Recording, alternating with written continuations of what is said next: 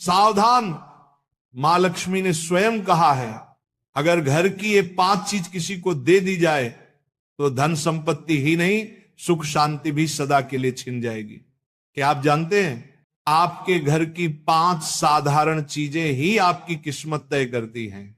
मां लक्ष्मी ने चेतावनी दी है, गलती से भी इन्हें दान कर दिया तो घर में आ जाएगी भयंकर गरीबी। बहुत समय पहले प्राचीन भारत के एक छोटे से नगर विशालपुर में एक साधु का आश्रम था। वहां दूर दूर से लोग आकर आध्यात्मिक शिक्षा प्राप्त करते थे।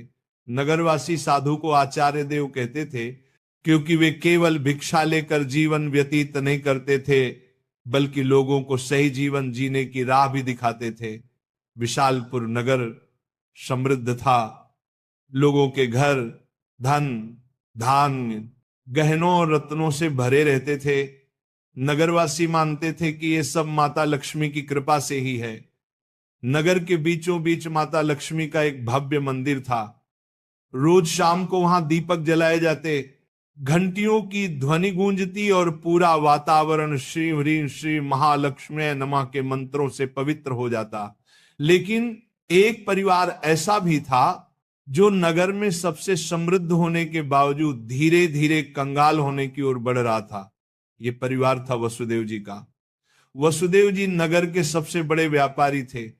उनके पास सोने चांदी के ढेर थे, नौकर चाकर थे और अनाज के कोठार भरे रहते थे। फिर भी कुछ वर्षों के भीतर उनका घर वीरान होने लगा। धन की जगह कर्ज बढ़ने लगा, नौकर छोड़कर जाने लगे और घर में अशांति फैल गई। लोग हैरान थे कि ऐसा क्यों हो रहा है, आखिर माता लक्ष्मी की कृपा एक समृद्ध घर से क्यों उठ गई। वसुदेव जी भी परेशान थे। एक रात वे चिंतित होकर सो रहे थे, तभी उन्हें एक स्वप्न आया। स्वप्न में माता लक्ष्मी प्रकट हुई। उनके मुखमंडल से दिव्य आभा निकल रही थी। 4 हाथों में कमल, शंख, गदा और सोने के सिक्कों की वर्षा करने वाला पात्र था। उनकी मुस्कान शांति और कृपा से भरी थी, लेकिन आंखों में एक कठोर सत्य छिपा था। माता बोली, वसुदेव तुम दुखी क्यों हो? क्या तुम्हें याद नहीं कि धन की रक्षा करना भी एक तपस्या है? तुमने अपने घर की 5 पवित्र वस्तुएं बार बार दूसरों को देकर मेरे निवास को अशुद्ध कर दिया, इसलिए मैं तुम्हारे घर से विदा हो गई। वसुदेव ने हाथ जोड़कर कहा, मां मुझे क्षमा करें, कृपया मुझे बताइए कि वे 5 वस्तुएं कौन सी हैं जिन्हें देने से घर में गरीबी आती है। माता ने कहा, यह रहस्य मैं बताऊंगी, परंतु ध्यान रहे ये केवल तुम्हारे लिए नहीं बल्कि पूरे नगर और संसार के लिए शिक्षा है। 5 वस्तुएं कभी भूलकर भी घर से बाहर नहीं देनी चाहिए, क्योंकि ये वस्तुएं मेरे निवास की जड़ें हैं। इन्हें खोने से घर निर्धन और अपवित्र हो जाता है। इतना कहकर माता अदृश्य हो गईं। वसुदेव घबरा कर उठ गए। उनका शरीर पसीने से तरबतर था।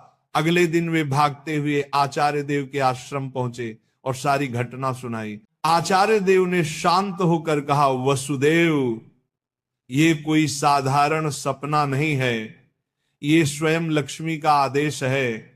अब तुम्हें धैर्य रखना होगा। माता लक्ष्मी ने जो 5 रहस्य बताए हैं उन्हें समझने के लिए तुम्हें एक आध्यात्मिक यात्रा करनी होगी, तभी तुम्हें सच्चा उत्तर मिलेगा। और इस प्रकार यात्रा शुरू हुई। वसुदेव ने अपनी पत्नी सुभद्रा और बेटे माधव के साथ नगर छोड़ दिया और आचार्य देव के आदेश पर हिमालय की ओर प्रस्थान किया। रास्ते में उन्हें तरह तरह की घटनाएं घटी। एक गांव में उन्होंने देखा कि एक महिला अपने घर का चूल्हे की राख दूसरों को दे रही है। वसुदेव को तुरंत माता लक्ष्मी की बात याद आई। क्या राख की भी उनमें से एक वस्तु है? उन्होंने महिला से पूछा, बहन तुम ये राख क्यों बांट रही हो? महिला ने कहा, महाराज लोग मानते हैं कि राख खेत में डालने से फसल अच्छी होती है। वसुदेव ने सोचा, लेकिन यही तो गलती है। चूल्हे की राख घर के भोजन और अग्नि का प्रतीक है। इसे बाहर देने से घर की उन्नति रुक जाती है। यात्रा आगे बढ़ी। वसुदेव, सुभद्रा और माधव पहाड़ों की कठिन राह से गुजर रहे थे। एक रात वे एक आश्रम पहुंचे। वहां एक वृद्ध साध्वी ध्यान में लीन थी। साध्वी ने वसुदेव को देखकर मुस्कुराते हुए कहा, तुम्हें लक्ष्मी माता के 5 रहस्य जानने हैं ना? ध्यान से सुनो। ये पहली वस्तु है चूल्हे की राख। इसे किसी को मत दो, ये घर की लक्ष्मी को बाहर कर देती है। वसुदेव ने प्रणाम किया और रहस्य को याद कर लिया। दूसरे दिन वे आगे बढ़े। एक गांव में देखा कि लोग अपने घर से झाड़ू निकालकर दूसरों को दे रहे। वसुदेव ने आश्चर्य से पूछा, तुम लोग ऐसा क्यों करते हो? एक युवक बोला, हम मानते हैं कि पुराना झाड़ू देने से दरिद्रता चली जाती है।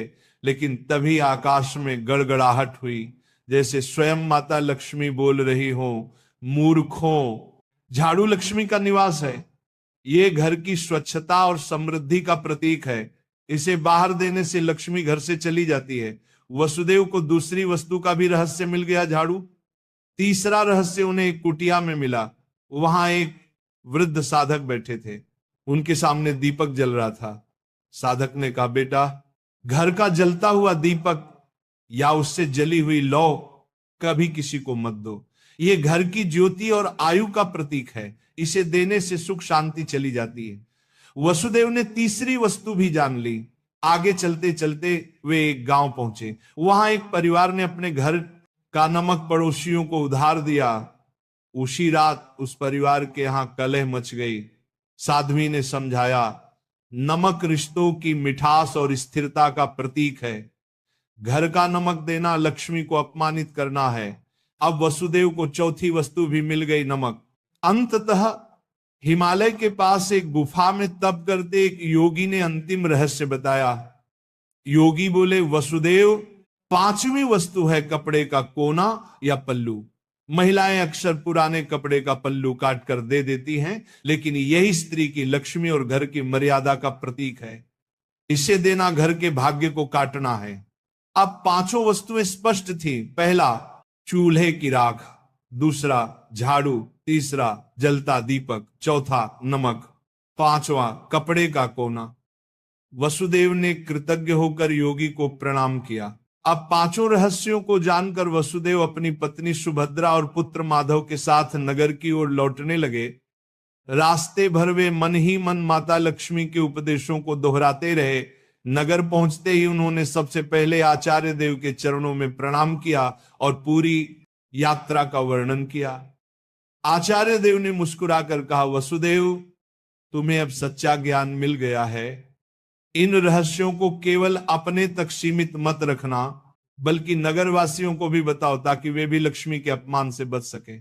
आचार्य देव की आज्ञा पाकर वसुदेव ने नगर के बीचों बीच सभा बुलाई। सभा में नगर के लोग बड़ी संख्या में उपस्थित हुए। वसुदेव ने हाथ जोड़कर कहा, बंधुओं, मैं स्वयं अपनी गलतियों के कारण निर्धनता और कष्ट का भागी बना। माता लक्ष्मी ने मुझे स्वप्न में दर्शन दिए और बताया कि 5 वस्तुएं कभी घर से बाहर नहीं देनी चाहिए। इतना कहकर उन्होंने क्रम से सब समझाया।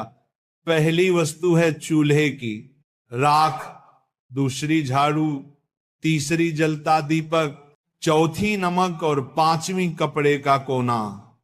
लोगों ने आश्चर्य और श्रद्धा से यह बातें सुनी। तभी आकाश में एक दिव्य प्रकाश फैला और माता लक्ष्मी स्वयं प्रकट हुई। उनके प्रकट होते ही वातावरण में सुगंध फैल गई। मंदिरों की घंटियां अपने आप बज उठी और लोग भाव विभोर होकर उनके चरणों में झुक गए। माता बोली, वसुदेव ने जो कहा वह सत्य है। तुम सब जान लो कि ये 5 वस्तुएं मेरे निवास की जड़ हैं। जो इन्हें बाहर देता है वह अपने ही घर से मुझे विदा करता है। ये कहते ही माता ने वसुदेव के घर की ओर हाथ उठाया और देखते ही देखते उनके घर में फिर से समृद्धि लौट आई। कोठार भर गए, नौकर लौट आए और पूरे घर में शांति का वास हो गया। नगर के लोग ये चमत्कार देखकर स्तब्ध रह गए और माता लक्ष्मी के जयकारे करने लगे। नगर में अब यह शिक्षा फैल गई कि कोई भी व्यक्ति घर की 5 वस्तुएं बाहर न दे। लोग अपने घरों में सावधानी रखने लगे।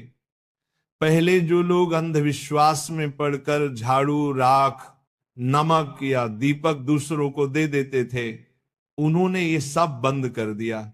नगर में धीरे धीरे हर घर में समृद्धि लौटने लगी। लोग समझ गए कि लक्ष्मी केवल सोने, चांदी या धन में ही नहीं, बल्कि घर की पवित्रता, भोजन, स्वच्छता और मर्यादा में भी रहती है। वसुदेव अब नगर में आदर्श बन गए। वे धनवान तो थे ही, पर अब उन्होंने अपने धन को धर्म और सेवा में लगाना शुरू किया। उन्होंने गरीबों के लिए अन्न क्षेत्र बनवाया, परंतु घर की 5 वस्तुएं देने से हमेशा इनकार करते। जो भी उनसे ये चीजें मांगता वह विनम्रता से कह देते, भाई ये माता लक्ष्मी की मर्यादा है, इन्हें देने से मेरे ही नहीं तुम्हारे घर की भी समृद्धि घट जाएगी। लोगों ने भी इस शिक्षा को हृदय से स्वीकार कर लिया। समय बीतने पर नगर विशालपुर दूर दूर तक प्रसिद्ध हुआ कि वहां न तो कोई निर्धन रहता है और न ही किसी के घर में कलह होती है। ये सब केवल माता लक्ष्मी की शिक्षा का परिणाम था। माता लक्ष्मी समय समय पर नगर में आकर वसुदेव को आशीर्वाद देती और नगरवासियों को याद दिलाती कि लक्ष्मी केवल धन की देवी नहीं, बल्कि संतुलन, संयम और मर्यादा की शक्ति है। अंततः वसुदेव के जीवन की सबसे बड़ी सीख यही बनी कि लक्ष्मी की कृपा केवल मेहनत से ही नहीं, बल्कि मर्यादा के पालन से भी प्राप्त होती है। माता लक्ष्मी केवल धन संपत्ति की देवी नहीं, बल्कि वे पवित्रता, मर्यादा और संतुलन की शक्ति है। घर की समृद्धि बनाए रखने के लिए मेहनत और सदाचार के साथ साथ मर्यादा का पालन भी आवश्यक है। चूल्हे की राख, झाड़ू, जलता दीपक, नमक और कपड़े का कोना, ये 5 चीजें लक्ष्मी का निवास मानी जाती हैं। इन्हें घर से बाहर देने का अर्थ है लक्ष्मी को स्वयं विदा करना।